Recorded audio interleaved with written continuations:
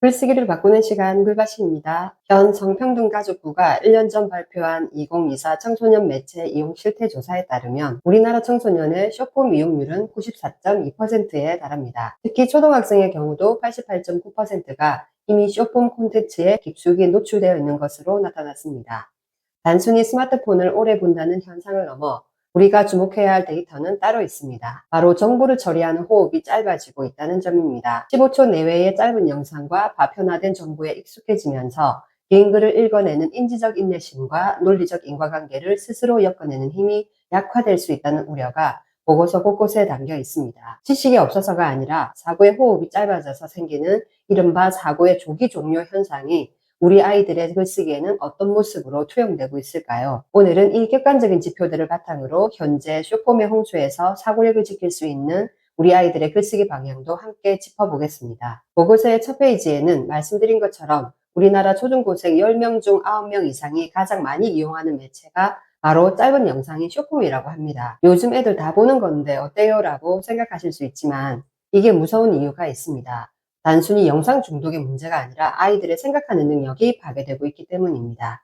그래서 쇼폼이 어떻게 아이들의 글쓰기 근육을 조각내고 있는지 살펴보고자 합니다. 몇몇 부모님 중에는 그래도 우리 애가 쇼츠도 보면서 자막도 읽고 댓글도 봐요. 글자라도 읽으니까 다행이다 라고 위안 삼으실 수도 있습니다. 하지만 쇼폼처럼 짧은 글 읽기 습관이 영상보다 더 위험하다고 생각합니다. 최근에 텍스트 힙이라는 문화가 유행하고 이제는 단순한 유행을 넘어 하나의 라이프 스타일로 자리를 잡았다고 합니다. 책을 읽는 것이 멋지다고 생각하는 트렌드입니다. 좋은 현상 같은데 이미 쇼폼에 최적화된 아이들의 뇌는 긴 글을 읽어내는 힘이라고 할 수 있는 인지적 인내심은 바닥나고 있습니다. 성평등가족부 보고서에 따르면 아이들은 이제 1분도 채 되지 않는 영상에서 결론을 얻는 데 익숙해져 정보 처리의 호흡이 짧아지고 있다고 보고 있습니다. 그러다 보니 텍스트를 읽을 때도 짧은 요약이 없으면 읽기를 싫어하면서 긴 호흡의 텍스트 거부 현상으로 이어지고 문해력은 저하되고 있는 것으로 파악하고 있습니다. 뇌과학적으로 보면 우리 뇌의 전두엽은 정보를 조직하고 논리를 세울 때 활성화되어야 합니다. 그런데 쇼폼 텍스트는 뇌의 도파민만 생성하고 사고의 과정은 생략하게 만듭니다. 결과적으로 스스로 정보를 연결하는 추론 능력이 발달할 기회를 박탈당하는 것입니다. 결국 단어는 알지만 문맥을 파악하지 못하는 아이들이 급증하는 주범은 바로 이 파편화된 읽기 습관에 있습니다. 실제로 쇼폼에 과도하게 노출되면 아이들의 문장도 틱톡이나 쇼츠의 자막처럼 파편화된 모습을 닮아갑니다. 예를 들어 기후변화에 대해 써보라고 하면 지구가 뜨겁다, 북극곰이 불쌍하다, 그러니 텀블러를 쓰자는 식으로 단정적인 결론만 나열합니다. 지구가 뜨거워지는 원인과 북극곰의 생존 그리고 환경보호 실천 사이에 논리적 인과관계가 생략되게 됩니다. 이것은 아이들이 지식이 없어서가 아니라 근거를 조립할 만큼 긴 시간을 한 곳에 집중하지 못하고 끝나버리는 사고의 조기 종료와 같은 현상입니다. 15초 안에 승부를 보려는 쇼폼의 소비 습관이 글쓰기에도 투영되면 이런 논증 없는 글로는 다가올 AI 평가 시대에 서술형 평가에서 좋은 성적을 받기 어렵습니다. 요즘 교육계가 강조하는 단어가 비판적 문해력입니다. 쉽게 말해 글을 읽을 때 그대로 받아들이는 것이 아니라 왜? 라는 질문을 던지며 읽는 힘입니다. 쇼폼 세대 아이들에게 결핍되고 있는 능력이기도 합니다. 약 15초짜리 영상이 주는 결론을 무비판적으로 수용하면 스스로 논리를 검증하거나 반대 의견을 생각해보는 사고의 근육은 점점 약화될 수 있습니다. 다가올 미래 교육은 단순히 읽는 아이가 아니라 정보의 이면을 꿰뚫어보고 자기만의 논리로 재구성하는 아이를 원하고 있습니다. 이제 시험 문제는 이것의 정의는 무엇인가를 묻지 않습니다. 이 정보를 바탕으로 내 주장의 타당성을 입증하라 라고 요구합니다. 즉 누구나 외워서 쓰는 고정된 정답의 시대는 끝났고 스스로 논리를 쌓아 올려 자신만의 정답을 증명해야 하는 시대가 된 것입니다. 비판적 문해력이 없으면 안 되는 구조로 바뀌고 있습니다. 성평등가족부의 이번 실태조사에서 우리가 또 하나 주목할 숫자는 청소년의 생성형 AI 이용률이 49.9%에 달한다는 점입니다. 이제 아이들 2명 중 1명은 일상적으로 AI를 접하고 있습니다. 문제는 AI가 아이들의 생각하는 훈련을 대신 해주게 된다는 사실입니다.